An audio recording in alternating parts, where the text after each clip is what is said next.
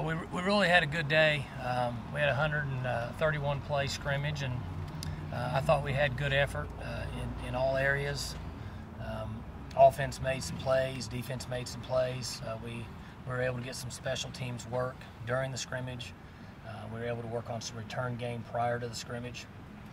The indoor was perfect for us today. It was humid, but we were able to get in and be able to work and get a number of plays in without completely draining our guys physically, and try to keep them hydrated for the next 10 days prior to school starting. So it was a really good day. Thought the quarterbacks played fairly well.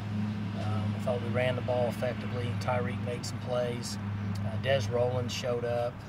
We had a number of wide receivers.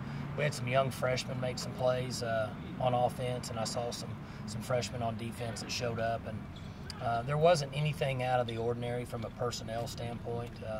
We did get quality work with the two linebackers, which are all freshmen. And I thought we had some good work with our defensive linemen. We have some depth there, and those guys can certainly, or have shown the ability to get to a quarterback. So overall, it was a good day. Finish up with meetings and such tonight, give them a few hours off with their families and friends that come into town for the scrimmage, and go back after church tomorrow and get started in the afternoon.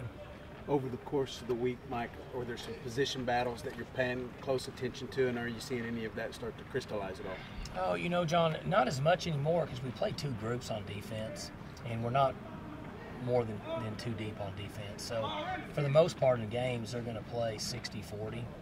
There may be a few positions where guys get a few more plays than that, but we would like to be 60-40. And then offensively, for the most part, we've kind of solidified who our offensive line is. We always play 7 receivers, and we have 3 or 4 running backs that we're comfortable playing. So, we have a good feel for who's going to play in the first game, and they're getting quality work. When Tyreek Hill doesn't have the ball in his hands, how is he in a big picture way as a football player? He's doing really well, and I thought that today's scrimmage for him was the biggest step that he's taken. When he was out there with us in the spring, and I said this, he was still a track guy playing football, and he showed some signs today of a football player playing football. And so I thought it was a really good scrimmage for him, and he got some quality work, and we exerted him a little bit, and he got back up and made some plays. So are you suggesting he's a pretty decent blocker? Yeah, he's shown signs of being able to do everything that we need him to in order to function with our offense. I know you've always bragged about walk-ons. I want to talk to Cameron Doolittle here in a minute, but have you had some guys, from the spring translate to the fall that can help you from the walk-on contingent? We have, and we've got some good freshman walk-ons, guys that I see getting quality playing time maybe as early as the latter part of this season and certainly next year. And we have a great program here that we're very proud of. I'm going to venture out to guess that we put more walk-ons on scholarship here than anybody else in this league. They're treated with great respect. They get all the same opportunities that the scholarship players do, with the exception of tuition. And I think as we move forward with some of these changes, they're going to even get increased opportunities, which is what we're here for.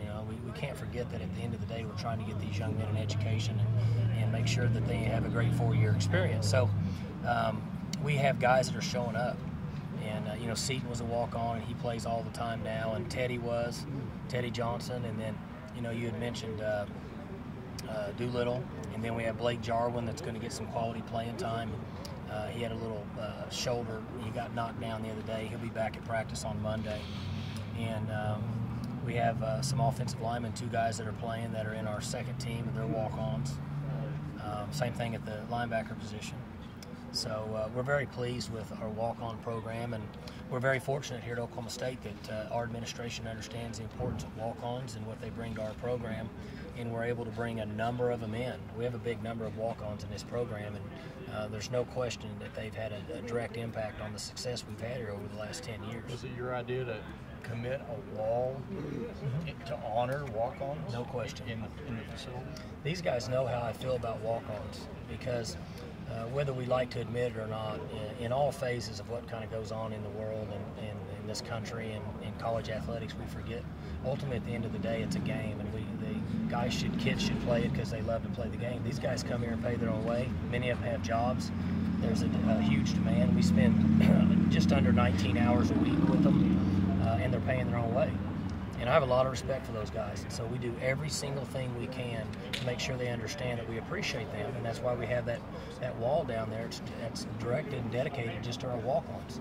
So when they walk by there, they see their name. Their name will be there forever as long as I'm here. If I'm gone and somebody else wants to change it, I guess they can. But as long as I'm here, they can walk by and see their name. And the reason for that is because some of them aren't as gifted and as talented as the scholarship players, period, or they would be scholarship players. We miss on them, but if they don't have the talent, then they still deserve to have their name on our wall because they are giving us great effort. They just aren't born with the same talent that some of these other players have. So through 9 sessions, how do you rate JW? And how do you rate, in a more big picture way, how do you rate everybody through 9 sessions?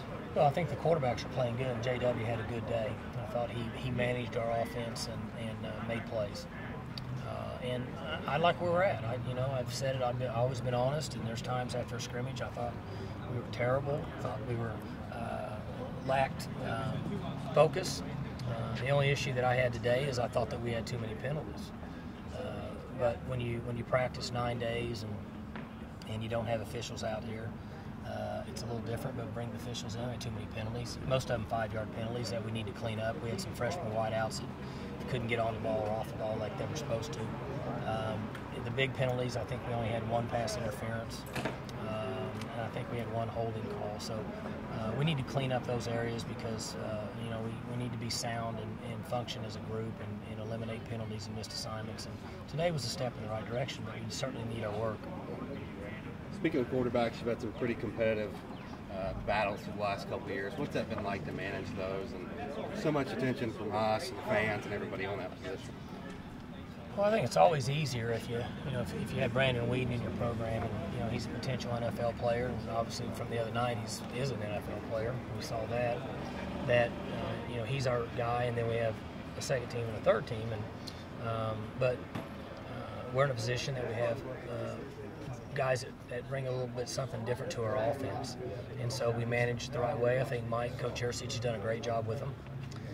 But the key to their success is that they understand and enjoy being around each other. They need to compete, but they also have to work together, and they're 3 really good people, and because of that, it's worked out well for our team.